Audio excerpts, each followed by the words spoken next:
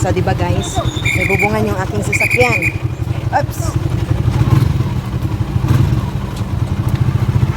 So, salamat, kawayanan. Ayan yung church.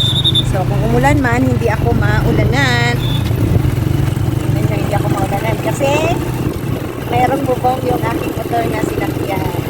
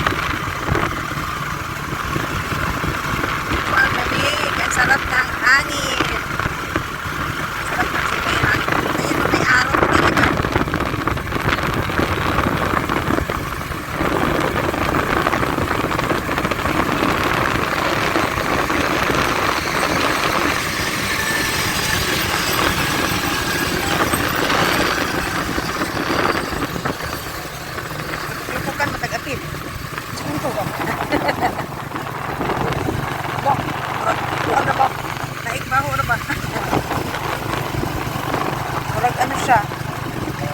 Sa Kabaw. No? Oo. Okay.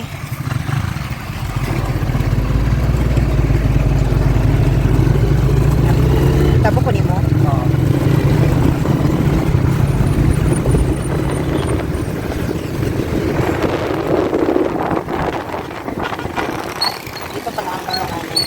Okay, salamat. And, ayan na guys. So, nasa crossing ako papunta sa Kawayanon at pabalik ng Cagayan de Oro. Tignan natin kung magkano ang pamasahe from here sa Kawayanon na crossing papunta ng Cagayan de Oro. Kaya, so dyan manggagaling yung bus. Yan, daan yan papunta ng Bukidnon. And then, papunta doon ang sa Cagayan de Oro. Alamin natin magkano ang pamasahe.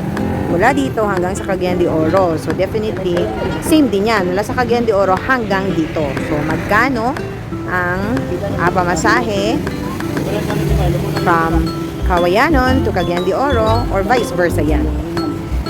As of June 2024. So, ayan guys, ang bus Cagayan de Oro.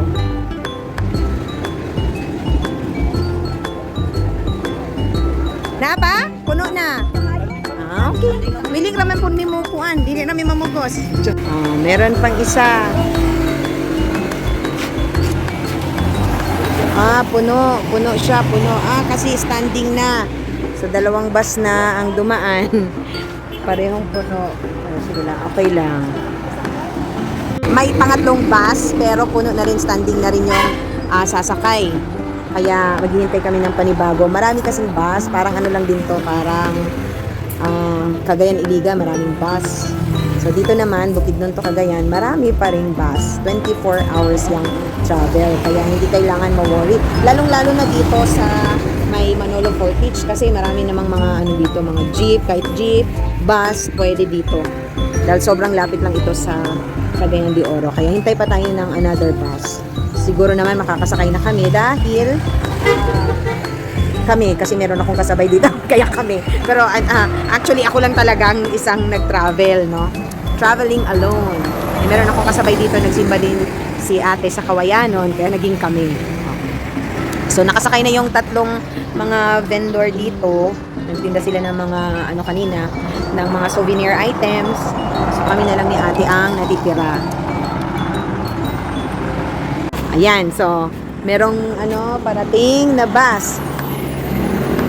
Ay, puno? Oh? Non-stop.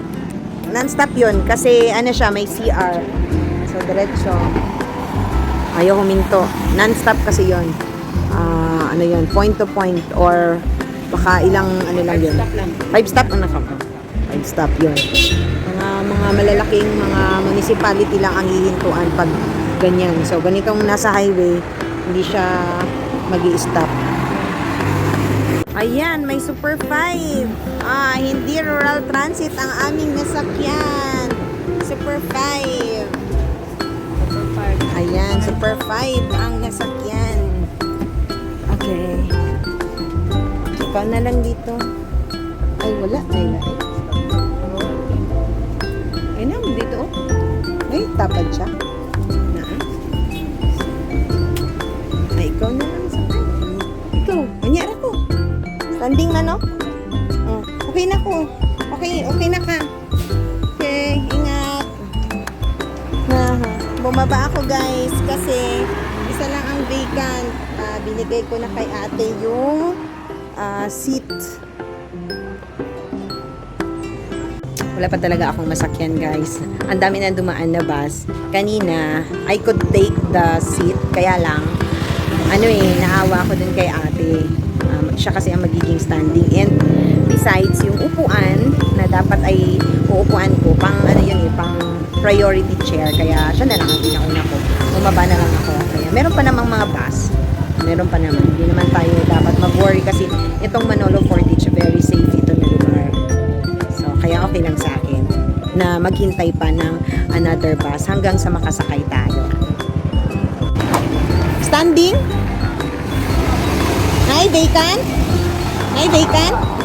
Cagayan eh? Cagayan. Okay. Nakasakay na talaga.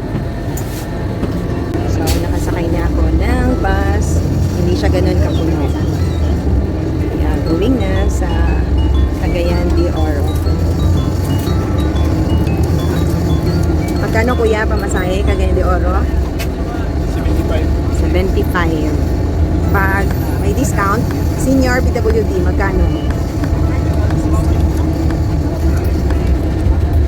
Kuya, senior PWD, magkano?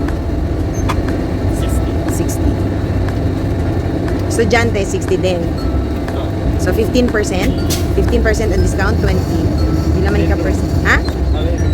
15% daw ang discount. 75 ang pamasahe from crossing sa Kawayan and going to Cagayan de Oro City proper. Specifically sa Agora, not terminal.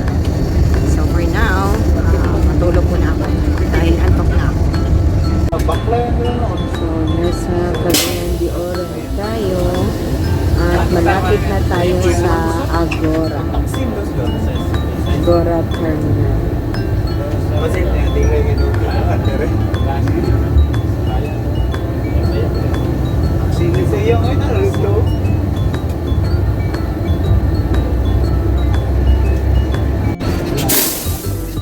Nakarating din sa Agora Terminal dito sa Cagayan de Oro.